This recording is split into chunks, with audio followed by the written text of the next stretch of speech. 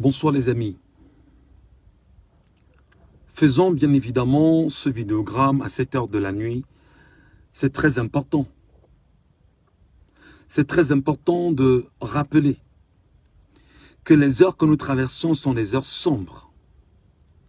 C'est très important de rappeler que les heures que nous traversons sont des heures noires.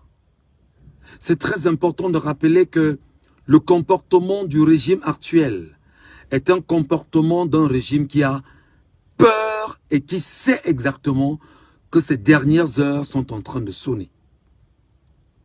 Il y a un jeune Camerounais qui, le 9 juin dernier, a été appréhendé par les éléments de la sécurité militaire. Entendez la CEMIL.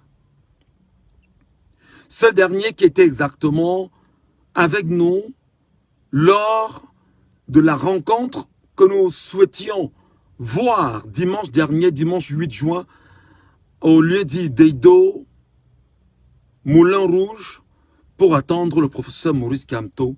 Il était là comme plus de 10 000 Camerounais qui étaient présents.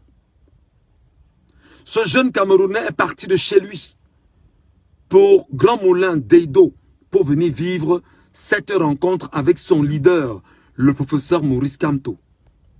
Moi-même, Michel Ngachou, j'étais là et en première ligne. Comment peut-on comprendre que le 9 juin, ce compatriote soit appréhendé par les éléments de la sécurité militaire? Comment peut-on apprendre et comprendre que le 9 juin, ce jeune Camerounais, de façon incognito, il est albinos, il a des problèmes de vue.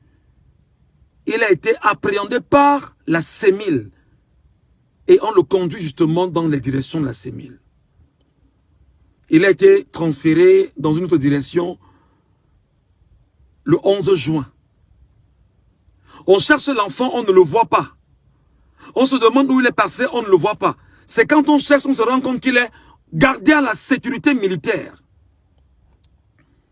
Quels sont les faits d'accusation portés contre lui? Voici les faits inventés, créés contre lui. 1. Acte de tribalisme. C'est la sécurité militaire qui gère du tribalisme maintenant au Cameroun. C'est la sécurité militaire qui gère du tribalisme au Cameroun. Je pense bien qu'au Cameroun, il y a une commission nationale du bilinguisme et du multiculturalisme qui a également des missions qui lui sont assignées. Au Cameroun, c'est la première fois que la sécurité militaire vient gérer les affaires de tribalisme au Cameroun.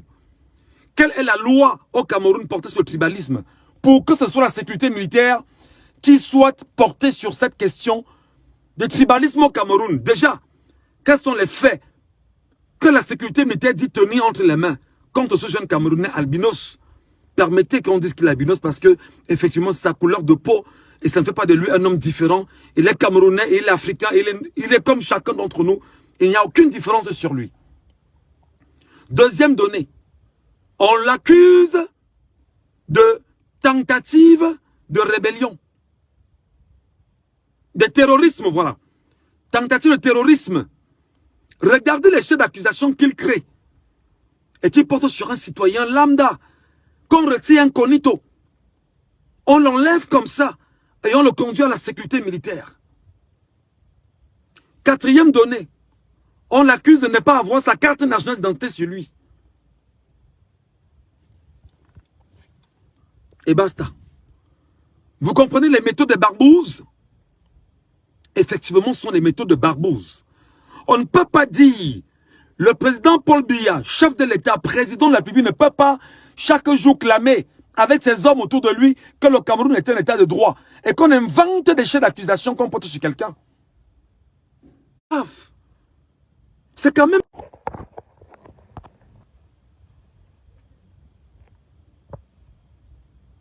C'est assez grave.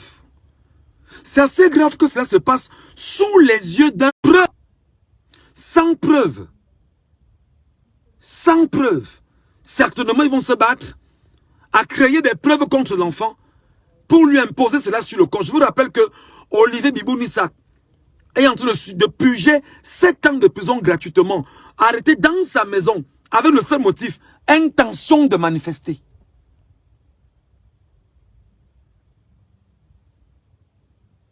Comment des gens au Cameroun, parce que nous sommes en train de dire que nous sommes nos citoyens camerounais, nous sommes nos souverains, qu'est-ce que ça veut dire ce qu'ils viennent de faire?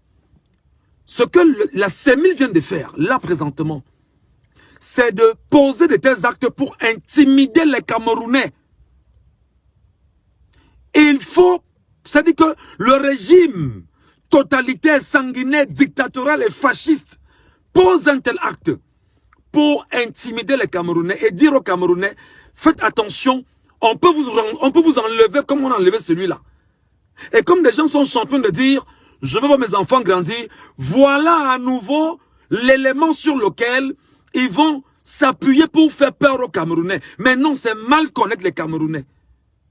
C'est très mal connaître le peuple camerounais. On ne peut pas dire qu'on est dans un pays et on laisse les gens avec les méthodes des barbouzes s'exprimer pareillement. Dans les normes, il est très important qu'on interpelle là présentement toutes les organisations non gouvernementales du Cameroun, toutes les associations de défense des droits humains au Cameroun, pour qu'on voit ce que fait la CEMIL au Cameroun, et que tout le peuple camerounais se lève pour huer cette direction de la sécurité militaire camerounaise. C'est très grave quand même. Banqui est parti en congé, en retraite. Ça veut dire qu'il y a un nouveau Banqui qui est là en fait. Peut-être plus violent que Banqui alors.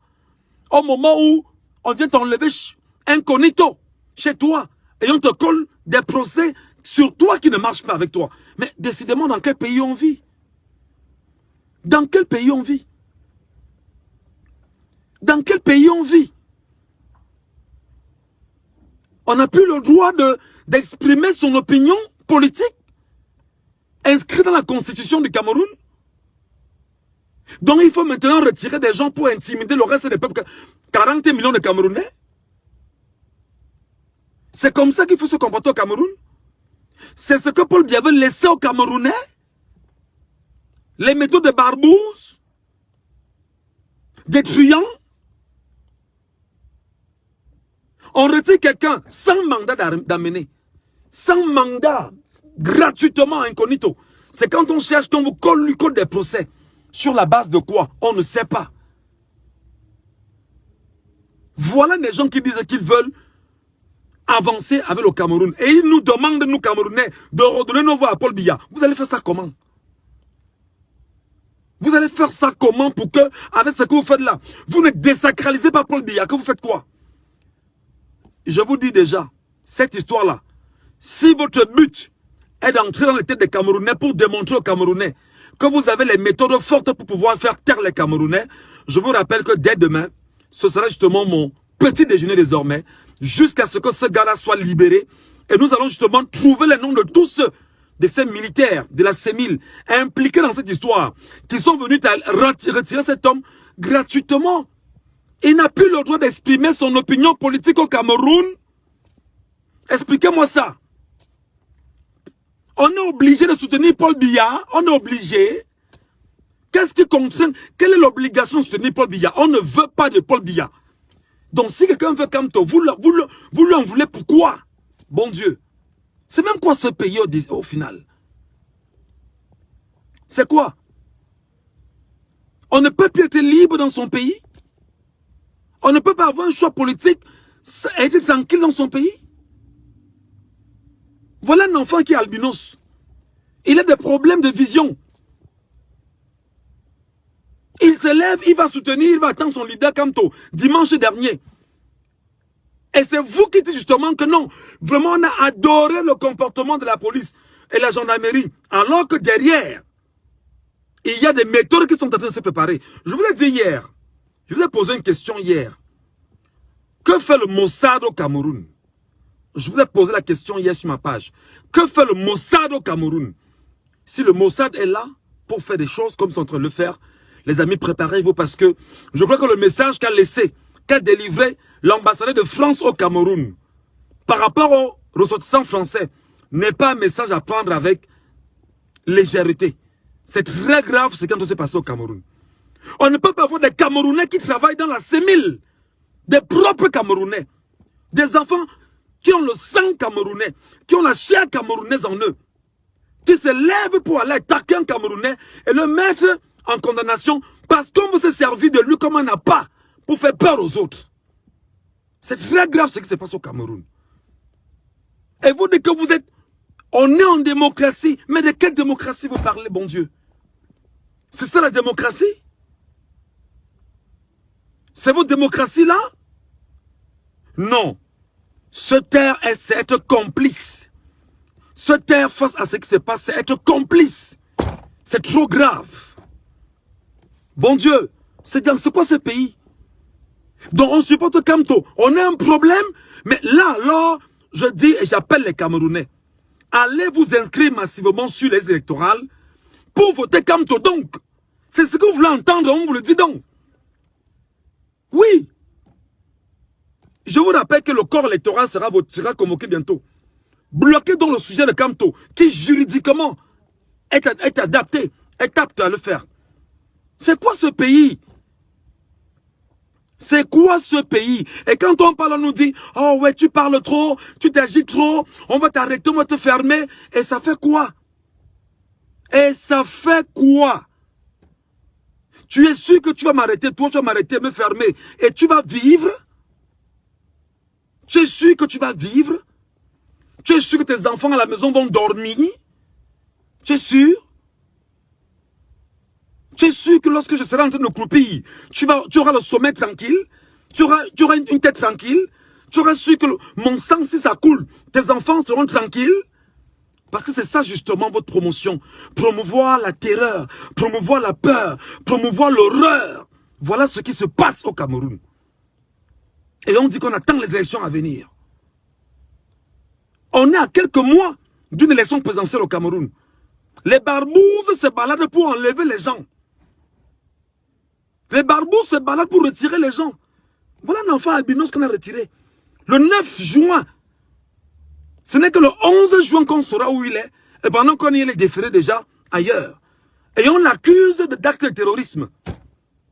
Parce qu'on veut faire peur aux Camerounais qui supportent Maurice Kamto. On va prendre un enfant fragile. Il est malade. Il est albinos. On lui colle des motifs fallacieux et moribonds.